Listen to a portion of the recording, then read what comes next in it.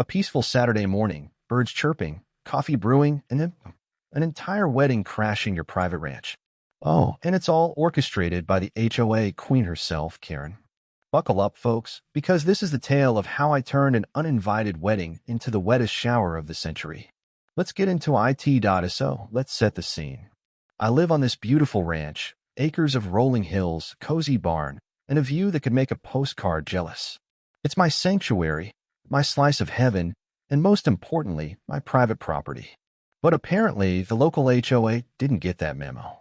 One fine morning, I'm sipping my coffee, minding my own business, when I hear a knock on my door. Not just any knock, mind you, this knock had attitude. It was the kind of knock that says, "Open the door, peasant, your VIP has arrived." I swing open the door, and there they are, the entire HOA board, standing on my porch like they're about to crown me or evict me. Leading the pack is Karen, the HOA president, with a smirk so sharp it could cut glass. She's wearing those giant sunglasses you know she doesn't need, and her posture screams, "I'm in charge, and you're about to agree with me."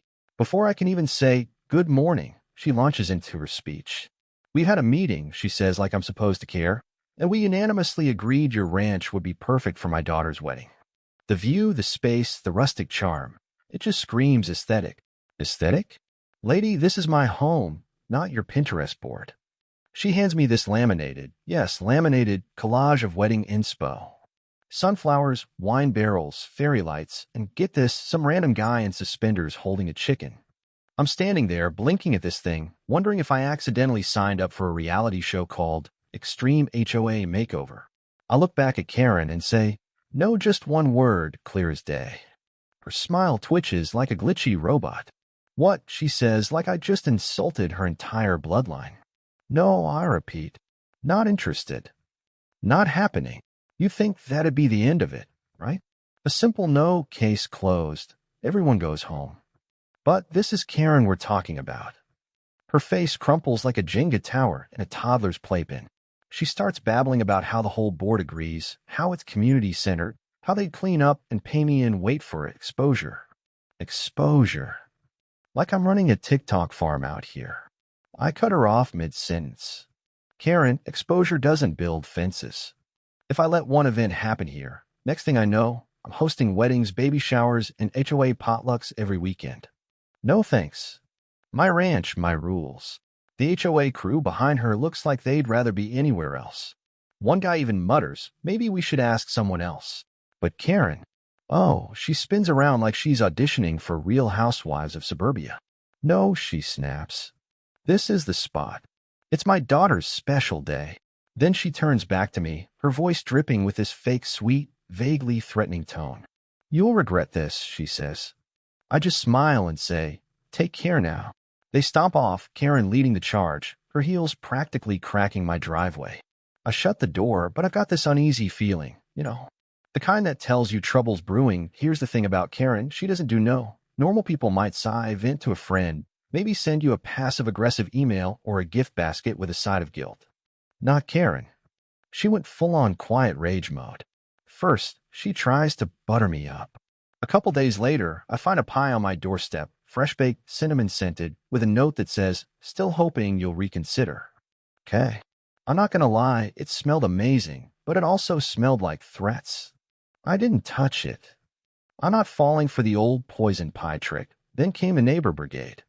Tom from 3 doors down shows up, all casual like, "Hey, Karen says you're being kind of unreasonable about the wedding thing. Says it's for the community." I stare at him like he's sprouted a third eye. "Since when does the HOA care about the community?" I say. "They fined me last month for having a decorative gnome in my yard." Tom just shrugs and slinks away. But Karen's not done. The next day, I wake up to find a landscaping crew at my gate. No heads up, no invoice, just 3 guys with trimmers and a clipboard saying, "We're here to beautify the space for a special event." I laugh so hard I nearly choke on my coffee. "Turn around," I tell them. This space isn't hosting squat. I catch Karen watching from her porch with binoculars. Binoculars. She ducks when I spot her, like a suburban raccoon caught rummaging through my trash. I'm starting to think this woman's unhinged. Her final attempt comes on a Wednesday evening. She knocks on my door, alone this time, dressed in this flowy pastel dress like she's already at the wedding. Listen, she says, all fake sweet. I know you're hesitant, but it's just one day. My daughter's heartbroken. This could bring people together. You know, healing. I look her dead in the eye and say, no means no. This conversation is over. She doesn't yell, doesn't argue, just blinks, nods once, and walks away. And that's when I knew something big was coming. Karen doesn't give up that easily. Fast forward to Saturday. It's a gorgeous day. Birds chirping, sun blazing, the kind of day that makes you glad to be alive. I'm driving back from town, and I notice my ranch gate is wide open. That's weird, because I never leave it that way. I'm thinking maybe a delivery guy got lost or Karen sent another sketchy landscaper. But as I drive up the path, I slam on the brakes so hard my truck skids sideways. My jaw hits the floor. There, in the middle of my pasture, is a full-blown wedding. White folding chairs lined up like soldiers, fairy lights strung between trees I didn't even know were tall enough, a DJ setting up under a gazebo that definitely isn't mine, and a caterer arranging shrimp cocktails like we're at the freaking Ritz-Carlton. My land's been hijacked. I'm talking full-on invasion. I jump out of my truck, ready to lose it, but before I can get 10 feet, two beefy dudes in matching polo shirts block my path like I'm some wedding crasher. Sorry, sir, one says. Private event. I blink. Private? This is my property. They don't flinch. We've been contracted by the HOA, the other guy says. Security clearance required. I let out this unhinged cackle. Buddy, I own the land you're standing on.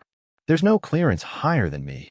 He radios something into a walkie-talkie, and then like a villain in a bad rom-com, out struts Karen in a floor-length gown that looks like a prom dress and a chandelier had a baby. Isn't it beautiful? She calls out like we're old pals.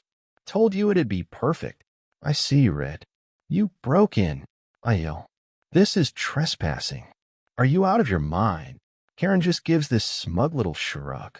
We tried being diplomatic, she says, but when the community wants something bad enough, sometimes you have to take initiative. Initiative? I'm about to explode. People are clapping, music starting, a minister's droning on about love, and flower girls tossing petals all over my vegetable patch. I clench my fists, turn on my heel, and storm back to the barn. If Karen wants to play dirty, I'm about to get muddy. Now, let me tell you about my fire hose. This thing's a beast, hooked up to a water tank with pressure that can knock a cow sideways. I'd use it to clean the barn, water the fields, you name it. Today, it's my weapon of choice. Every step I take back toward the wedding feels like I'm gearing up for battle. I can hear the guests laughing, sipping champagne, snapping selfies like they're not trespassing on my land. I reach the edge of the barn, twist the valve, and wait for the hiss to build into a full-blown roar. Then, hose in hand like I'm wielding a vengeful flamethrower, I step around the corner and let it rip. The first spray nails the string quartet. Violins go airborne, sheet music scatters like confetti, and the cellist lets out a scream that could wake the dead.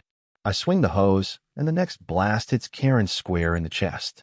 Her hair flattens like a wet mop, her makeup streaks, and mascara runs down her face like black rivers of regret. I shout over the chaos, "Hey, Karen. Didn't know trespassing came with a free shower." She screeches, soaked and sputtering. "What is wrong with you?" I fire back.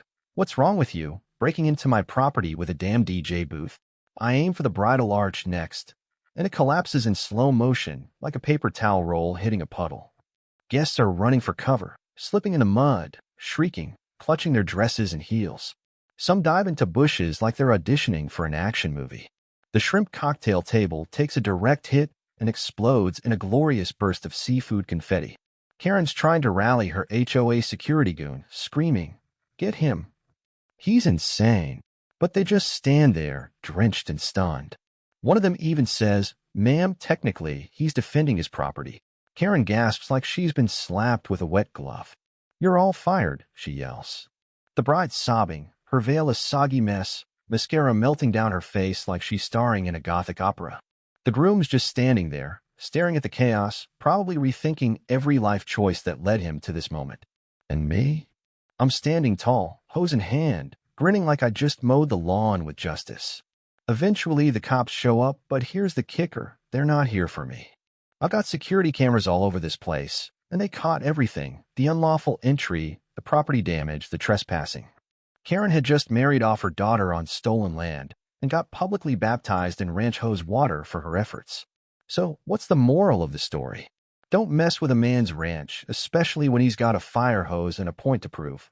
Karen thought she could bully her way onto my property, but she learned the hard way that no means no. The HOA's been real quiet since then, and I'm guessing Karen's laminated Pinterest boards are gathering dust somewhere. If you enjoyed this wild ride, smash that like button, subscribe, and ring the bell for more HOA showdowns. And let me know in the comments, do you think Karen got what she deserved? Drop your own HOA horror stories below, because I know you've got them. Until next time, keep your gates locked and your hoses ready.